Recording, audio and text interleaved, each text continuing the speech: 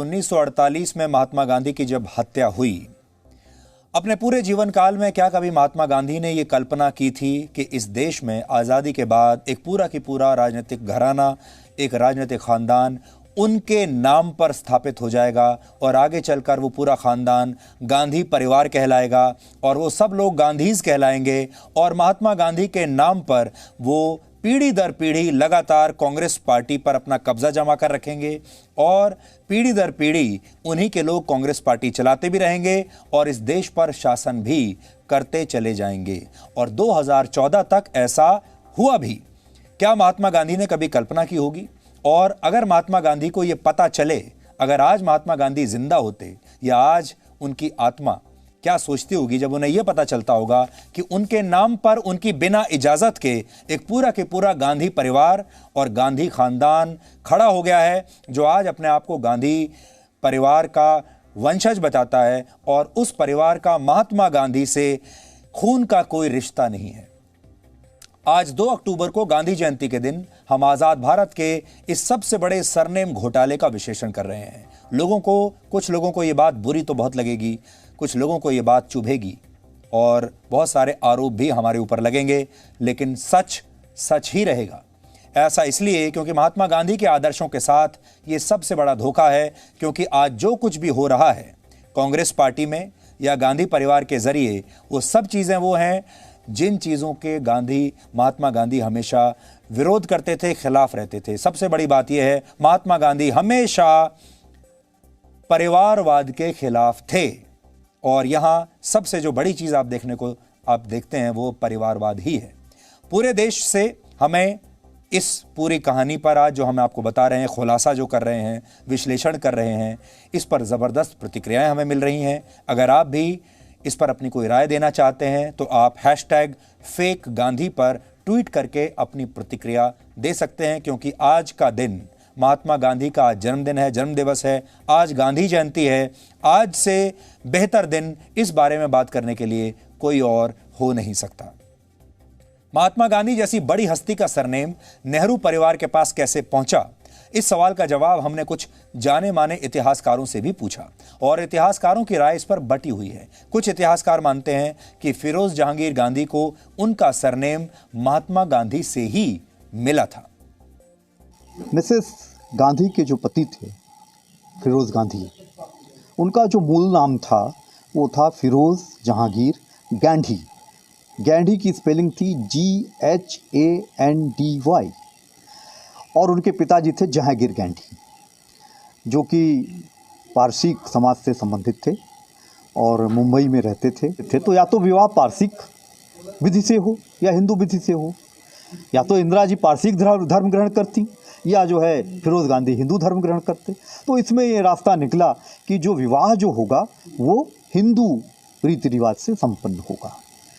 और गांधी जी की सलाह से फिरोज गांधी जी ने अपने नाम का जो सरनेम की स्पेलिंग थी GHANDY, उसको GANDHI गांधी उन्होंने कर दिया। एक एफिडेविट दिया उन्होंने और अपना जो है सरनेम का परिवर्तन कर दिया।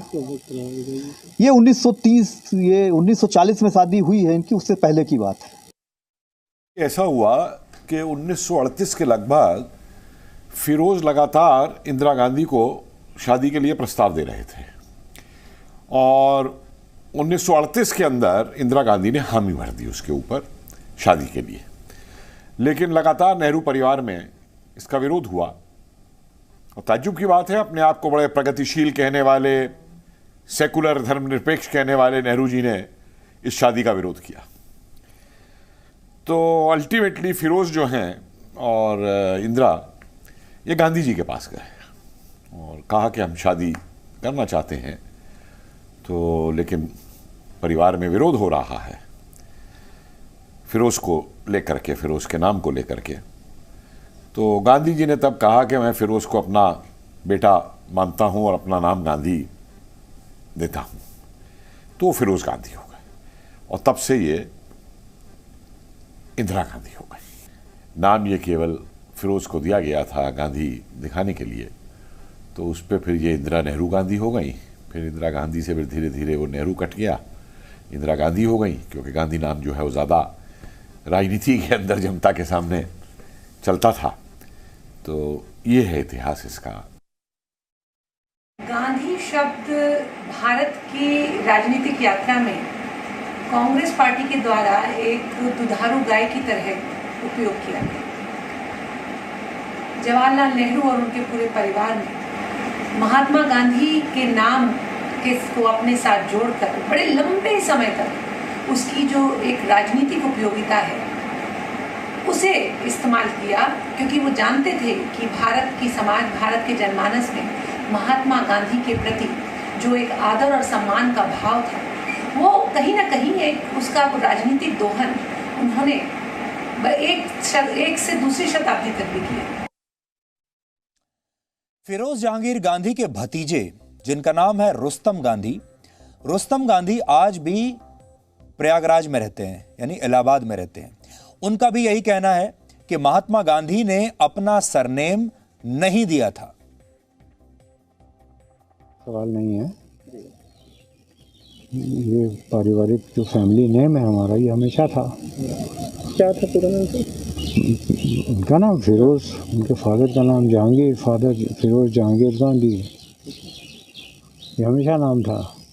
जो दुनिया भर के मीडिया के ऊपर जो सर्कुलेट हो रहे हैं कि मुसलमान थे और गांधी जी ने नाम इनको दिया, फलाना भरना, दिस ऑल रबिश। स्वतंत्रता के बाद फिरोज जहांगीर गांधी उत्तर प्रदेश की रायबरेली सीट से चुनाव लड़े और सांसद चुने गए। वो 1952 से 1960 तक 8 साल तक सांसद रहे और इस दौरान लोकसभा के दस्तावेजों में भी उनका नाम फिरोज गांधी ही दर्ज है। इस समय हम आपको दिखा रहे हैं यहां पर, ये लोकसभा सेक्रेटेरिएट का वेबसाइट है जिसमें उनका नाम श्री फिरोज गांधी के नाम से दर्ज है। कांग्रेस के सांसद थे, उत्तर प्रदेश रायबरेली, 1957 की हम आपको तिथि के साथ ये रिकॉर्ड दिखा रहे हैं। 1957 का रिकॉर्ड है, दूसरी लोकसभा थी ये।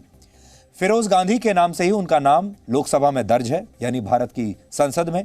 ऐसा कई बार होता है कि कोई नेता अपना नाम बदल ले, लेकिन औपचारिक दस्तावेजों में उसका असली नाम ही दर्ज रहता है। अब इस विश्लेषण के आखिर में आपको इस सरनेम घोटाले का पूरा सार समझना चाहिए।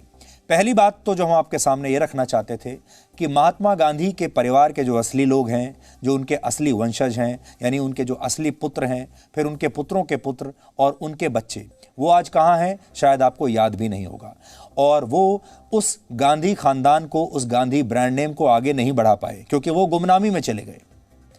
और जिन लोगों का महात्मा गांधी से दूर दूर तक कोई लेना देना नहीं, कोई रिश्ता नहीं, और बहुत, अगर हम सारे इतिहासकार जो अभी हमने आपको दिखाया इनकी बात मान भी लें तो ये जो सरनेम है गांधी सरनेम, ये उधार का सरनेम लिया हुआ है महात्मा गांधी से। अगर ये बात सच भी है कि उन्होंने अपना सरनेम दे दिया था, ये उधार का सरनेम है। और उस उधार के सरनेम पर कितने दशकों तक एक पूरा की पूरा राजनीतिक घराना आज महात्मा गांधी के नाम पर राजनीति कर रहा है, उनके नाम का कॉपीराइट लेकर पार्टी चला रहा है, उनका नाम लेकर ट्वीट कर रहा है और उनका नाम लेकर अपने आप को गांधी बताता है, जबकि वो गांधी है ही नहीं। सवाल यह है कि आखिर इंदिरा नेहरू गांधी ने अपना नाम बदलकर इंदिरा गांधी क्यों कर लिया? सरनेम में बदलाव की वजह क्या हो सकती है? क्या यह सोची समझी रणनीति थी, सोचा समझा राजनीतिक निवेश था, ताकि इसका राजनीतिक फायदा उनकी आने वाली पीढ़ियां भी उठा सकें? और ठीक यही हुआ। आने वाली पीढ़ियां भी लगातार गांधी बनी रहीं, चुनाव लड़ती रहीं, कांग्रेस पार्टी को चलाती रहीं और देश का शासन चलाती रहीं, और इस देश के करोड़ों लोग, वोटर, उन्हें गांधी समझकर वोट देते भी रहे। एक सवाल यह भी है कि क्या जो गांधी जन नायक थे, जन जन के नायक थे, उनके सरनेम को इस्तेमाल करके इसे जन जन की जगह सिर्फ दिल्ली के 10 जनपद तक सीमित कर दिया गया? ये एक सवाल है। पंडित जवाहरलाल नेहरू पर प्रधानमंत्री रहते हुए कई गलत फैसले लेने के आरोप लगते रहे हैं, लेकिन गांधी सरनेम उन गलतियों को छिपाने की क्या ढाल बन गया था? यानी नेहरू की जो लेगेसी थी, नेहरू का जो नाम था, जो ब्रांड नेम था, उसे अब आगे बढ़ाना मुश्किल हो गया था, इसलिए गांधी उपनाम का इस्तेमाल हुआ। महात्मा गांधी पद, परिवार और पार्टी के खिलाफ थे और उन्होंने कभी भी अपना उत्तराधिकारी नियुक्त नहीं किया। लेकिन गांधी सरनेम की चोरी के साथ ही नेहरू खानदान ने ये उत्तराधिकार खुद ही हासिल कर लिया और उसके बाद वो खुद ही नहीं बल्कि अपनी अगली पीढ़ियों को भी अपना उत्तराधिकारी नामांकित करते चले गए और उनके उत्तराधिकारी भी उन्हीं की तरह कांग्रेस अध्यक्ष बनते रहे और इस देश के प्रधानमंत्री बनते रहे और इस देश पर शासन करते रहे, एक के बाद एक। गांधी नाम सत्ता की सीढ़ी के सबसे ऊंचे पायदान पर हमेशा बने रहने का एक शॉर्टकट बन गया और कुछ लोगों ने परिश्रम और पुरुषार्थ करने की बजाय सरनेम में निवेश करना ज्यादा बेहतर समझा। और आज के दिन आपको यह भी सोचना चाहिए कि जब राष्ट्रपति महात्मा गांधी पर पूरे देश ही नहीं बल्कि पूरी दुनिया को गर्व है और उन पर सभी का बराबर का अधिकार है, तो फिर ये सरनेम किसी एक राजनीतिक परिवार की निजी संपत्ति कैसे बन सकता है। आज हमने आपके सामने ये विचार रखे हैं, ये विश्लेषण आपके सामने रखा है और हम चाहेंगे कि आज के दिन आप इसके बारे में सोचिएगा ज़रूर, जबकि हम ये बात जानते हैं कि आज हमारी ये बात बहुत सारे लोगों को चुभी होगी, बहुत सारे लोगों को बहुत बुरी लगी होगी और कल से हमें हो सकता है कि विपरीत परिस्थितियों का सामना करना पड़े। धरने प्रदर्शन हमारे खिलाफ भी हो सकता है होने लगे, लेकिन सच आपको बताना पत्रकारिता का पहला धर्म था और आज हमने आपको वो सच बताया है जो आज़ादी के 73 साल बाद आपको एक भी न्यूज़ चैनल ने कभी बताया नहीं, आपको एक भी अखबार ने कभी बताया नहीं। और सबसे बड़ी बात आपको आज मैं ये बताना चाहता हूँ कि जब हमने इस पर रिसर्च शुरू किया और जब इसके बारे में शोध शुरू किया हमने, तो बहुत ही कम बातें इसके बारे में पता चलती हैं। इंटरनेट पर अगर आप जाएंगे तो आपको शायद ही इसके बारे में कुछ भी पता चलेगा, लेकिन अगर आप बाकी लोगों से भी मिलेंगे तो इस बारे में बहुत ही कम जानकारी उपलब्ध है। इसका एक बड़ा कारण ये भी हो सकता है क्योंकि एक ऐसा विषय था जो गांधी परिवार को सीधा हिट करेगा। इसलिए जिस दौरान उन्होंने अपना शासन चलाया, 70 वर्षों में लगभग 50 से 60 वर्ष उन्हीं का शासन था।